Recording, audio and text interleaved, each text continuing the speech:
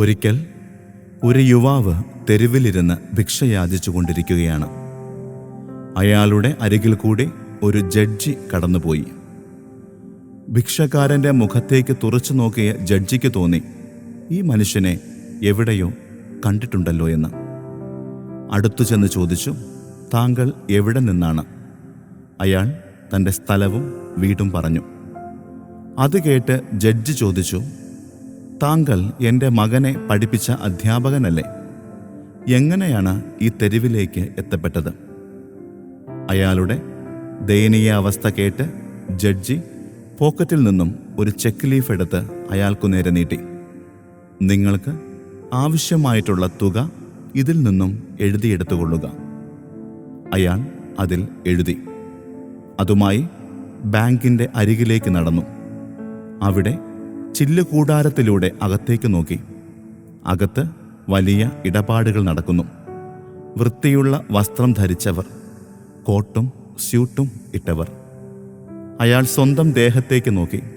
എന്നിട്ട് പറഞ്ഞു, ഞാൻ ഈ മുഷിഞ്ഞ വസ്ത്രവുമായി അകത്തേക്ക് ചെന്നാൽ അവർ എന്നെ അപമാനിച്ച് പുറത്താക്കും.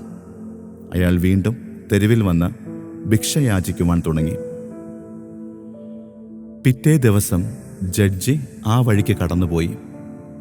വീണ്ടും ഈ മനുഷ്യനെ കണ്ട് കാര്യം തിരക്കി.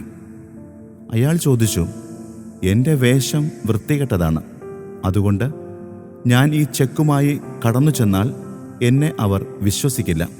അതിനാൽ ഞാൻ തിരിച്ചു പോന്നു. ജഡ്ജി അവനോട് പറഞ്ഞു, നിന്റെ വേഷമല്ല, എൻ്റെ ഒപ്പാണ് ഇതിന് വില നൽകുന്നത്. അവൻ വീണ്ടും ചെന്നു. അവന് ജീവിക്കുവാൻ ആവശ്യമുള്ളതത്രയും അവൻ എഴുതിയെടുത്തു.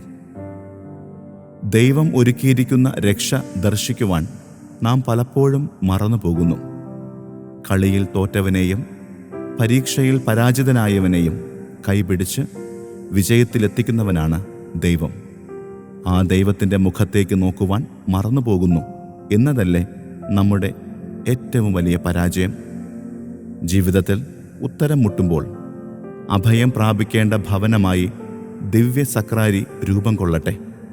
അവിടെ സംശയങ്ങൾക്ക് ഇടയില്ല, അവിശ്വാസത്തിന് പ്രസക്തിയില്ല എന്ന് അവിടുന്ന് വെളിപ്പെടുത്തി തരുന്നു.